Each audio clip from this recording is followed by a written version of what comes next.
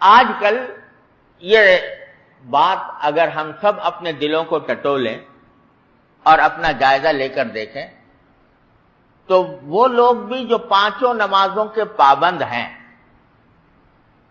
وہ اگر اپنی نمازوں کی طرف ذرا متوجہ ہوں تو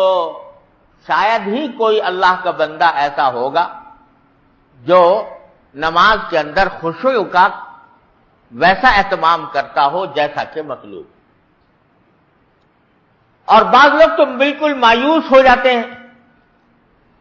اور یہ سمجھتے ہیں کہ ہم سے خشوع ہو نہیں سکتا کیونکہ ہمارا دل و دماغ جب نماز پڑھنا شروع کرتے ہیں تو دل کہیں ہے دماغ کہیں ہے. اور عام طور سے حالت یہ ہوتی ہے کہ جب آدمی نے نماز شروع کی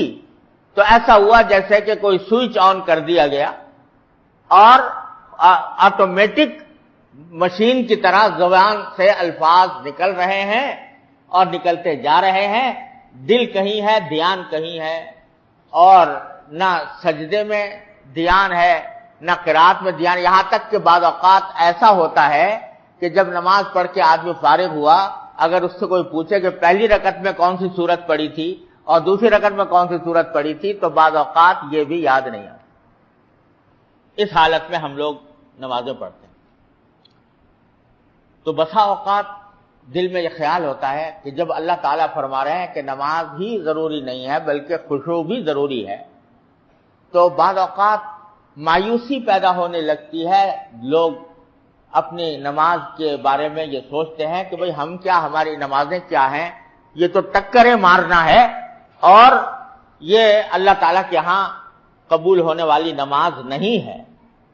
لہذا اپنی اس نماز کی ناقدری کر کے مایوسی میں مبتلا ہو جاتا اور اس مایوسی کا نتیجہ بعض اوقات شیطان یہ بہکاتا ہے, شیطان یوں بہکاتا ہے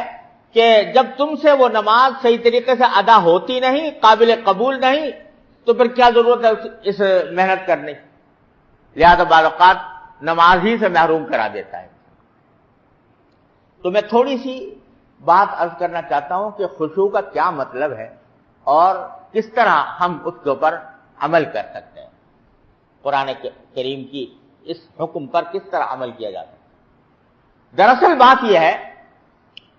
کہ خشوع کے معنی یہ ہے کہ اپنے اختیار سے آدمی ان الفاظ کی طرف دھیان دے جو وہ زبان سے ادا کر رہا ہے. اس کا آسان طریقہ یہ ہے, یعنی جب آدمی نے نماز کی نیت باندھی, سورہ فاتحہ پڑھنی شروع کی, الحمدللہ رب العالمین کہا, تو اس کو پتہ ہونا چاہیے کہ میں الحمدللہ رب العالمین کہہ رہا ہوں. اپنے اختیار سے اپنا دھیان, اپنی توجہ, اپنا خیال ان الفاظ کی طرف لگائے جو وہ زبان سے ادا کر رہا ہے. یہ اتنا کر لے گا تو خشوع حاصل ہو جائے گا. اب کیونکہ اللہ تبارک و تعالیٰ نے کوئی ایسا کام انسان کے ذمے فرض نہیں کیا جو اس کے اختیار سے باہر ہو اور جو اس کی طاقت سے باہر ہو, اس واسطے اگر بے اختیار کچھ خیالات دل میں آ گئے تو وہ خشوع کے منافی نہیں, اللہ تعالیٰ کے یہاں سے معاف. آپ نے نماز پڑھنی شروع کی, دھیان شروع میں لگایا, اللہ اکبر دھیان سے کہا, سبحانک اللہم پڑھا, ابھی پڑھائی تھا کہ ذہن کسی اور طرف غیر اختیاری طور پر چلا گیا, تو وہ غیر اختیاری طور پر جو چلا گیا ہے وہ معاف ہے اللہ تعالیٰ کے ہاں. اور اس کے نتیجے میں وہ آپ کے اوپر کوئی گناہ نہیں. لیکن جب یاد آ جائے پھر فوراً انہی الفاظ کی طرف لوٹائیں جو زبان سے ادا کیے جا رہے ہیں. اتنا کر لیں تو خشوع کی کا جو ادنا درجہ ہے الحمدللہ جو مطلوب ہے, جو ضروری ہے, وہ حاصل ہو جائے گا.